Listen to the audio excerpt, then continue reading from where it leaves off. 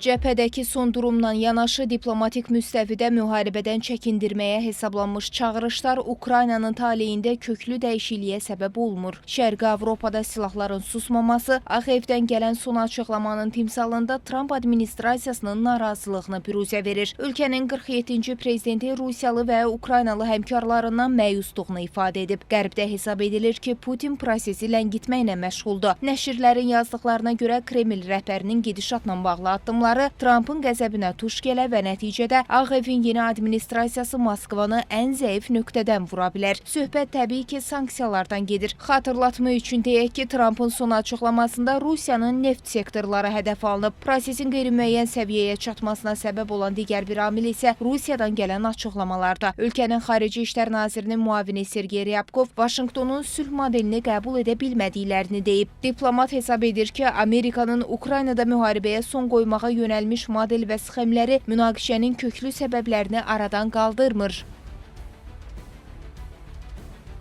Moskva, Vaşinqtonun vəziyyətin həlli ilə bağlı təkliflərinə ciddi yanaşır, lakin onları olduğu kimi qəbul edə bilmir. Bizim bu mövzuya dair dərin və diqqətlə düşünülmüş prioritetlərimiz, yanaşmalarımız var. Bu yanaşma ər-riyyatda Amerikalılarla bu yaxınlarda aparılmış danışıqlarda iştirak edən qrupumuz tərəfindən işlənilib, hazırlanıb. Bənzər açıqlamalar fonunda Vaşinqtonda hesab edilir ki, təzyiqləri artırmaqla Rusiyanı prosesi sürətləndirməyə vadar etmək olar. Analitiklər bu təzyiqlərin mərhələli şəkildə ancaq sürətlə həyata keçiriləcəyi qənaətindədirlər. Trump, Putin'i bu konuda ikna edebilmek adına ona uygulayacakları yaptırımların ne anlama geldiğini gösterebilmek için en azından basın yoluyla bu konuları aydınlaştırmaya çalışıyor. Yani Rusya ile ilişki içinde olan devletlere ciddi anlamda baskı kurmak, Rusya'dan petrol alan ülkelere ciddi anlamda baskı kurmak ve bu yolla Putin'i yalnızlaştırmak.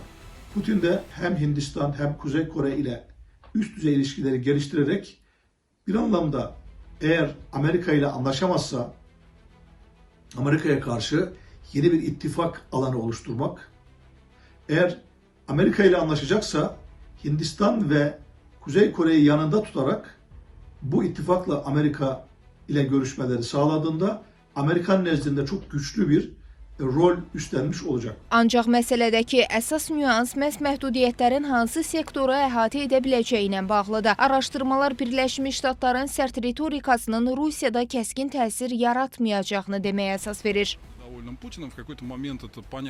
Trumpın Putinlə narazı olmasını müəyyən məqamlarda başa düşmək olar. Ancaq Trumpın tariflərin tətbiqi ilə bağlı son açıqlamasının ciddi nəticələrə yol açacağını düşünmürəm. Əslində indiki şəraitdə ABŞ Rusiyaya daha ağır məhdudiyyətlər tətbiq edə bilər. Proqnozlarıma görə Vaşinqtonun iqtisadi təzyiq rıçaqları effektiv olmayacaq. Bunun daha öncə də şahid olmuşuq. Belə təzyiq mexanizmləri Rusiya iqtisadiyyatının real güclərinə təsir etmir. Ona görə də səsləndirilən bəyanatlara qarşı Kremldə qorxu yaranmır. Trumpın görəcəyi tədbirlərin effektiv olacağını düşünmürəm. Trump daha az konkret olduqca Putin də bir o qədər çox qorxusuz olur. Nəticədə bu təhdidlər heç bir işə yaramır. Gedişata dair Ukraynanın mövqeyinə gəlincə, Prezident Volodimir Zelenski hesab edir ki, Birləşmiş Ştatlar Rusiyaya qarşı sanksiyaları artırmalıdır. Dövlət başçısının sözlərinə görə bu, Rusiyanın Ukraynanın enerji obyektlərinə zərbələrin endirilməməsinə dair vədini pozduğu üçün həyata keçirilməlidir. Təhlillər göstərir ki, Vaşinqtonun sanksiyaları sərtləşdirəcəyi halda belə bu, Moskvanın gedişlərinə ciddi əngəl olmayacaq. Zeynəb Mirzəyeva, Real.